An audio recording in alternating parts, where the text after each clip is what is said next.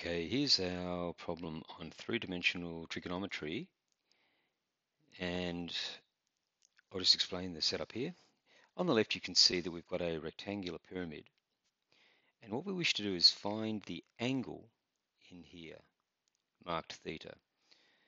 And to perhaps more clearly describe that angle, if you refer to the diagram on the right, which is the net of that, in other words, imagine the shape, the three-dimensional shape unfolded onto a flat surface, then the angle we're trying to find is this angle in here, angle theta.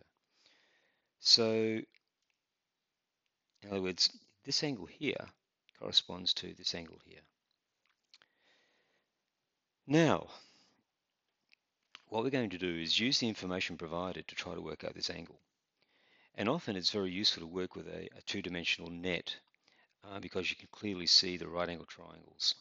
And of course, with trigonometry, at this stage at least, you need to use right-angled triangles.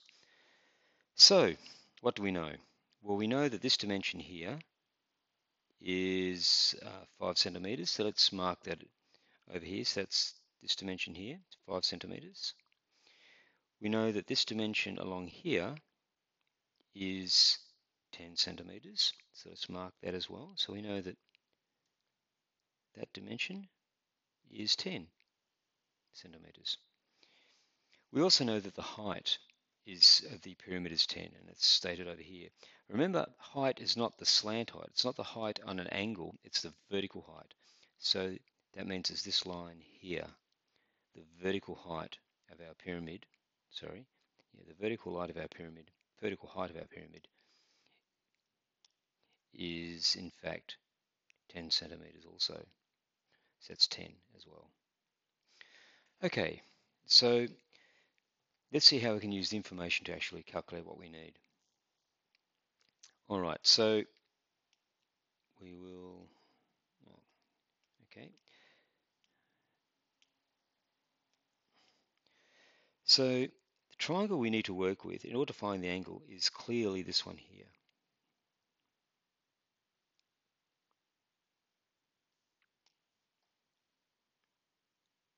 I'm marking that in red. And that means if we can find this angle here, and we'll call that alpha, then if we double it, if we double that angle, then that will give us the angle that we want. So we want to actually find alpha first. That's the Greek letter alpha. And once we found that, we double it, and that will give us our answer. Okay, so what do we know? Well, we know that if this full length from here to here is 10, then we know this is going to be 5. Now, we need to have one other length in our triangle. And what you may or may not notice is that there's a secondary triangle that we can use to help us solve this. And I might do this in black, I think. All right. So the secondary triangle is this one here. Using the height and going across to there, like that, and then back up to the apex of the pyramid, there's another right angle triangle. Now, we can use this right angle triangle to, in fact, work out the slant, what we call the slant height of our pyramid. That's that line there. The line AC is the slant height. You know, it's the sort of the slope height of our pyramid. And that slope height is actually going to be the same as this line on our net. So that's point B here. That's B, and this is A there. So just to be clear, this line here, our slant height, is the same as this line here. Okay, so we already know that the height is 10, so we know that side there is 10. Oh, sorry, I'll change my color there. So we know that side there is 10, and we know that this side, well, that will be half of that dimension there, so it's going to be 2.5. And so this triangle here, I'll just draw a little triangle here to redraw it more clearly. This triangle will be 2.5 and this will be 10, and we need to work out this side here because that side will give us our green side along there, which will allow us to finish the problem. So if we just need another side, we don't need to use trigonometry, we can use Pythagoras. And because this is a right angle triangle and that's the hypotenuse, we're going to use a squared plus b squared equals c squared, and h is c. So the calculation for that, and we'll just go to I'll do it on the side here. So we've got 10 squared plus 2.5 squared equals h squared. So it's going to be 100 plus 6.25, which is 2.5 squared, equals h squared. And so 106.25 will equal h squared, and so h will equal the square root of that. So the square root of 106.25. So the square root of 106.25, we want the square root of that, and that would be 10.307, or 10.308 actually. So it's going to be 10.308. So that is that dimension there, 10.308. So now we have this length, and we know that this length here is 5. We can now work out our angle alpha. So let's go to another page and do that. So we'll just hide all this other stuff. So the calculation, I might actually bring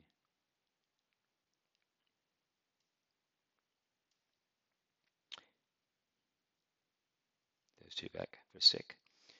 So that distance there is 10.308 and 5.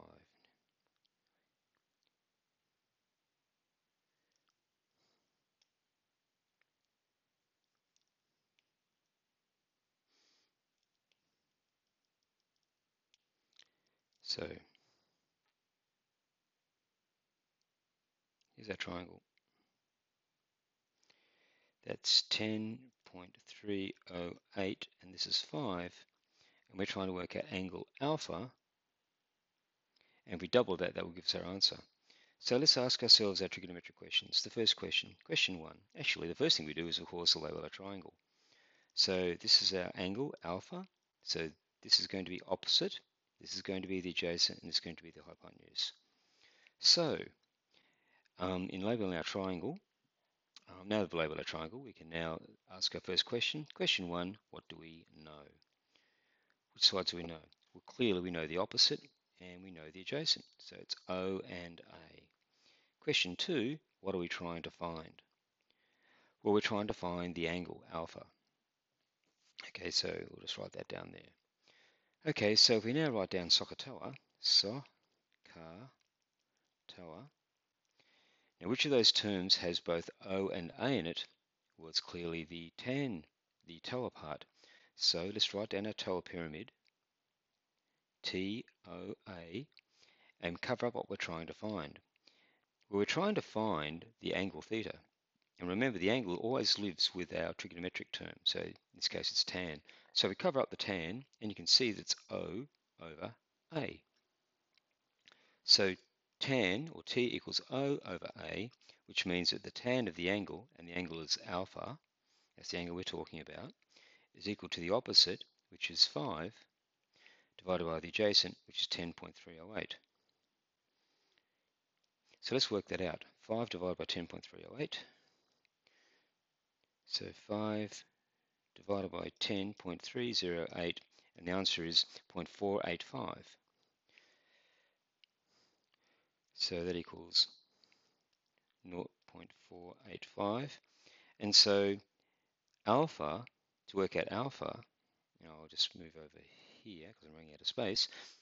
Alpha will equal the second function tan, or inverse tan, of 0.485. So we work that out on our calculator. So second function tan of 0.485 So second function tan of 0.485, or sorry, the other way around, I beg your pardon. So it's 0.485, second function tan gives us 25.87 degrees. So it equals 25.87 degrees. I think that's what it was. 25.87, yep. Okay, so remember that was half of the angle we needed. The actual angle was double that. So the answer we want is twice that angle. Multiply that by 2, and so it's 51.75. So theta, which is twice that angle, is 51.75.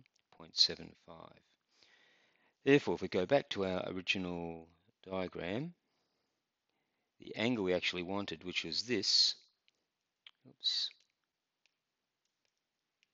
the angle we actually wanted, which was this, was 51 point, whatever it was, 0.75. So 51.75 degrees. So be prepared in trigonometric problems, three-dimensional trigonometric problems, to use both Pythagoras and trigonometry in the same problem. Be prepared to unfold your shape if necessary to create the net so that you can more easily visualize the triangles, and be prepared to use multiple triangles in multiple steps of the problem. Okay, thank you very much.